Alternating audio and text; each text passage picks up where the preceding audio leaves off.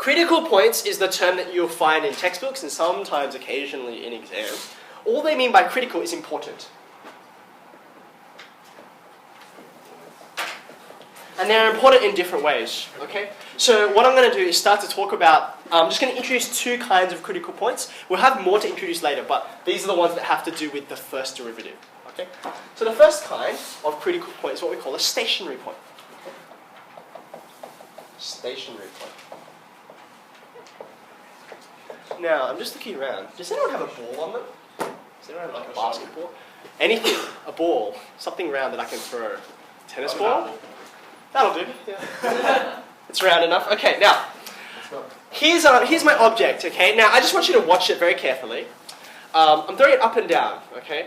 Now, if we were to graph the motion of this apple, okay, over time, all it's doing is going up and down, right? I just got to watch it so I don't bruise your apple, okay? It's just going up and down. It's not going side to side or anything like that, okay? Now, therefore, if I graph it, okay, let's think about this. And I would like you to graph it as well. It will look very simple. Let's graph, I guess I'm talking about how high it is, right? That's the only thing that's changing, right? So we'll call my hand, right, like 0. Okay, that's where it starts, okay? And this axis here, we could call it y, I suppose, but it'd be better to call it, h for height, okay? Now, what would be this axis over here?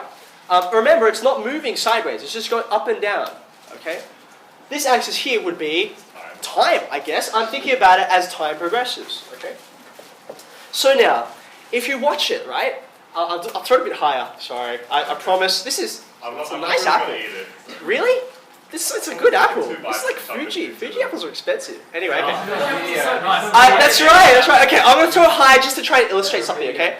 I want you to pay attention to how fast the apple is moving, okay? Not just that it's going up and down, but how quickly is it going up and down, okay? Okay, now this is probably going to go out the video, but anyway, let's just try. I'm not thinking about its force. I'm thinking about how fast it's moving, okay? You ready? So let's see how close I can get to the roof, okay? Whoop. There we go. Okay, now, hopefully there was enough time, so one more for good measure.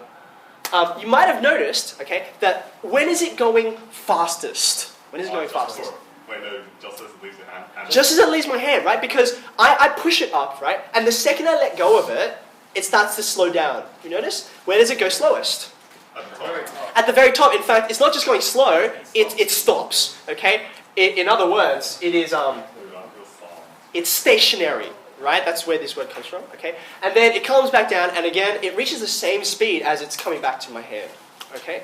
So therefore, if I graph this thing, what does it look like? Well, it starts off really fast, but then it starts to slow down, and eventually it stops, and then it comes back down and I catch it, okay? Now, please can I get across to you, right? This here does not correspond to me like throwing the apple from me to someone else. There's no horizontal movement here. From here to here is time, as time progresses, okay?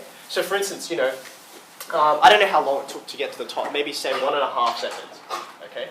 After 1.5 seconds, it's at the top, okay? That's the highest it goes. And after 3 seconds, right, I catch it again, okay? So there's no horizontal movement. Now, the key, of course, is to get. Here you go, Justin. It'd be funny if after all the times I was like catching it, you dropped it then. Anyway. So this point that we're talking about, right? The point at which it stops, the point at which it is going slowest, we call this a stationary point. Because if you imagine the graph like an apple, like any object that's moving, okay? It's moving very, very quickly, and then at this point, it stops. It's stationary. And then it starts moving again in a different direction. Okay. So, there's a couple of things we can notice about this, right? This point here, right? If we were to draw a tangent to the graph at that point, what kind of tangent would it be? What kind of line? Right. So, okay, at stationary points, the tangent is horizontal. Now, you also know that horizontal lines, they have a gradient of 0 because there's no rise. There's lots of run, but no rise, okay? So therefore, the derivative, dy on dx, is equal to 0, okay?